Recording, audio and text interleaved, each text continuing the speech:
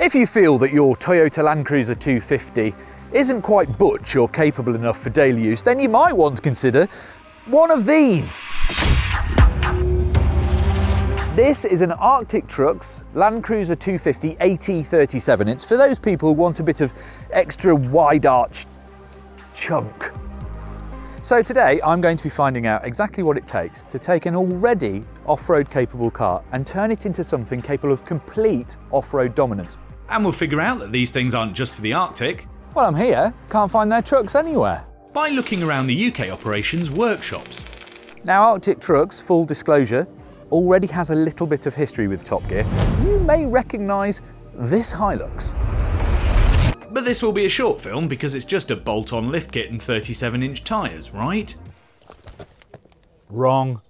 It's a bit more involved than that. Arctic Trucks started out in 1990 in Iceland as a special vehicles division of Toyota, built to cope with Iceland's extreme geography.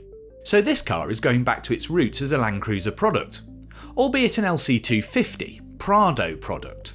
They also do the bigger, more butch Land Cruisers if you need to not Prado.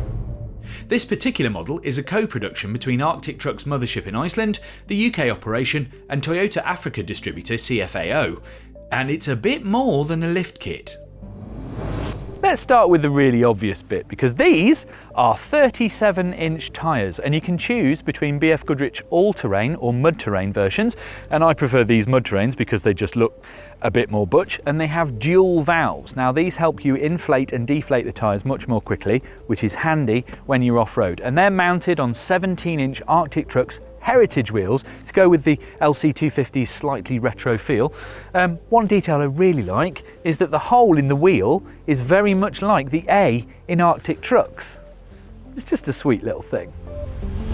To cover those massive wheels, you get these big wheel arch flares that you expect from Arctic Trucks, but if you poke around a little bit, you will notice these little recesses which just have a tyre pressure guide in a minute, but can house the receivers for a central tyre inflation system, which is super handy when you're running about on mixed terrain.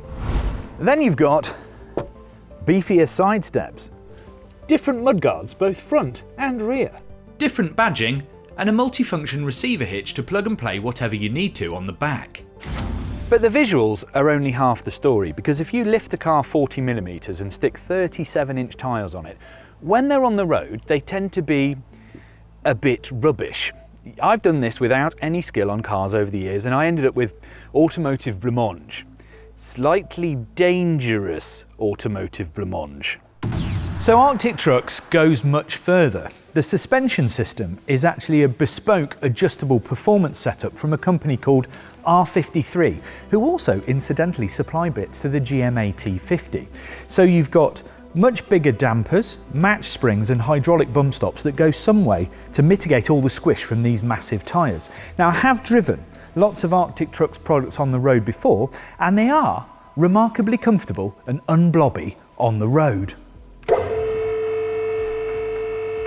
To make it all fit, Arctic Trucks change a load of bits that you can't see, which is what makes it more of an expedition vehicle rather than just a bougie bit of wide arch tinsel. So they will reprofile the frame, they'll chop away the bodywork, even move parts of the transmission to maintain that relationship between ground clearance, articulation, and still having a low centre of gravity. So you end up with the obvious stuff like bigger tyres and more clearance, but this is also a vehicle that's got a wider track and a longer wheelbase, so it should perform more like a manufacturer car on the road, but be much more capable off it. And I have to say, this isn't some cut and shut job either. It costs just under 30 grand plus VAT to convert a standard Land Cruiser, and it's proper, like it rolled straight off a Toyota production line. Just take a look. As for the inside, well, not an awful lot has changed. There's still some slightly cheap plastics from the standard car, especially over here, but it's all been accented with some specific Arctic Trucks bits. So it's got different badging all around, you've got a different binnacle, a specific gear selector, different sill plates, mats, and the view is very different, obviously. But let's face it, nobody's buying one of these for the interior, are they? There is, however, just one problem. They won't let me drive it. Yet. So I decided to go and have a poke around Arctic Trucks UK to figure out what else they get up to. Okay, so hands up, Arctic Trucks has already proved itself to Top Gear. You may remember when TG Telly managed to get a Hilux to the magnetic North Pole. Well, that was an Arctic Trucks vehicle. And the company didn't stop there. Arctic Trucks trucks have recorded the fastest overland journey to the South Pole, the longest distance expedition in polar history, the first expedition to drive through all 7 continents, the first Antarctic crossing by passenger vehicle, and the first wheeled vehicle in history to travel from magnetic north to the South Pole. If you're going to do silly things off-road, there are few companies that do it better. But they don't just do Toyotas these days, and you can buy them from dealerships and with proper warranties. Though they do all follow a very defined theme. So to find out more, we decided to ask this bloke. Hey, how you doing? Good, thank you. I just wanted to have a quick chat to you about the operation that is Arctic Trucks, because originally this company was a special vehicles version of Toyota in Iceland, wasn't it? Correct. So AT UK was obviously coming off the back of a few years before with Top Gear. Obviously Top Gear in the UK. Those vehicles were donated by Toyota Great Britain. So there was always a link to the UK, and Arctic Trucks wanted to have more of a foothold on the global market, and obviously with sort of the engineering supply chain, our kind of routes into the rest of the world, it was a lot easier to start doing that from the UK. And of course there was the opportunity for a retail product that sort of took the design cues that derived from all those kind of bigger expedition vehicles and put it into a package where you could have a vehicle that had all of the Arctic Trucks DNA, but have it as a daily driver. Right. But these are just the lift kit and big wheels, right? Well, yeah, contrary to popular opinion actually, most of what we do with these vehicles you can't see. So, of course, you can lift vehicles out of the way and put big wheels and tyres on most things. You can add bodywork and you can do all of those things to these vehicles. But the way that we do it, we're trying to maintain a lot of the original dynamics of the vehicle so that you get a vehicle that is durable. The dynamics in terms of driving stability are not sort of wrecked by 6-inch lift and so on. So proportionally, if you take one of our conversions, it's probably maybe 65–70% you don't see, and the rest of it is what you do see, which is where you'll find comments like it's just bodywork and lift kit. When the off-road prowess, if you like, those things are little bit of a given when you look at them.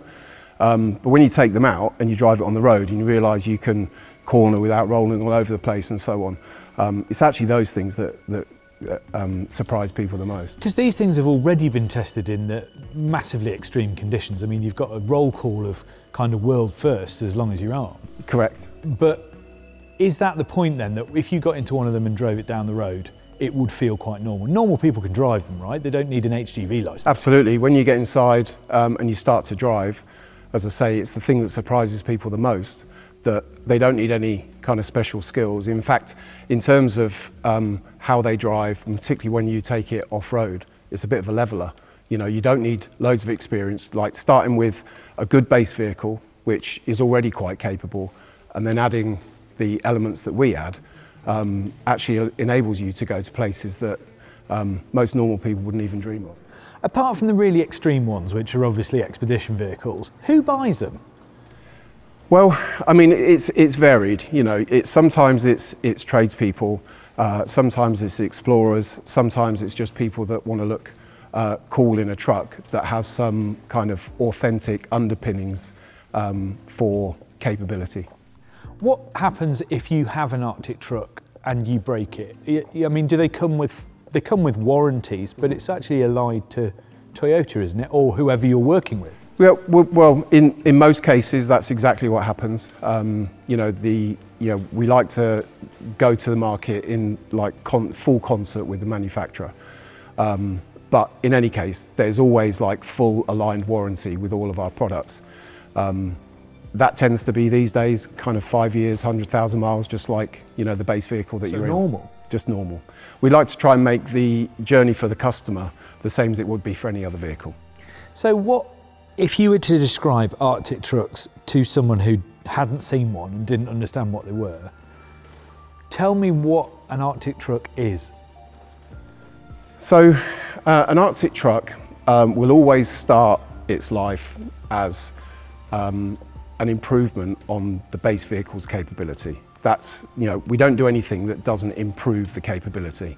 Now, of course, you know, you'll look at some of the styled elements and think, you know, to your earlier point, it's just bodywork and a lift kit. But they're all functional. You know, in most of the cases, we've increased the track. But to keep that safe, you want to cover the tyres, so we need a flare. And if you're going to design a flare, you might as well put a little bit of time and effort into it being in keeping with the vehicle that you're building. So, if there are 3 words to describe an Arctic truck, tell me what they are. The phrase that we tend to use, it's slightly breaking the rules, but it's cool and capable. Okay, I get it.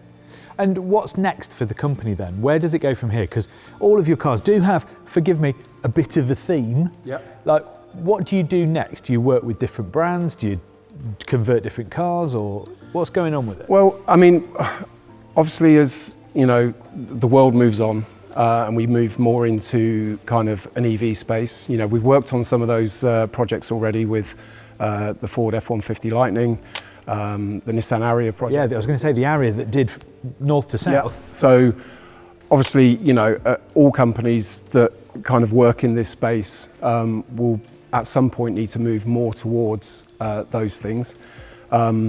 In terms of, you know, working with different brands and so on, you know, we've got a history, you know, although born from Toyota in Iceland, you know, we've worked with, you know, many different brands over the years. But we'll continue to do what we do, which is trying to add more capability to vehicles to enable people to go where they want to go. A lot of people have decided that they want to take their kind of leisure time and their holidays into their own hands. So more people are turning more towards vehicles that will allow them to do that without needing to get on a plane. And our vehicles are certainly the kind of vehicles that you can load up, you can use during the week, but then you get to the weekend exactly, and then just go wherever it is you want to go and find that kind of peace and solace, often in places where most people can't get to. So it's about freedom. I think so. I think that's probably a good message. Freedom and capability with the assurance of the kind of warranties and so on that you'd normally find with the base vehicle. So even if it's a hydrogen fuel cell powered by unicorn tears, there will end up being an Arctic Trucks product. Almost certainly. So there you have it, a quick look round the Arctic Trucks Toyota Land Cruiser 250 AT37 and the company behind it. Now all I've got to do is figure out a hardcore enough test for when they do let me drive it. Expedition to the Darien Gap, anyone? Let me know where you'd take it.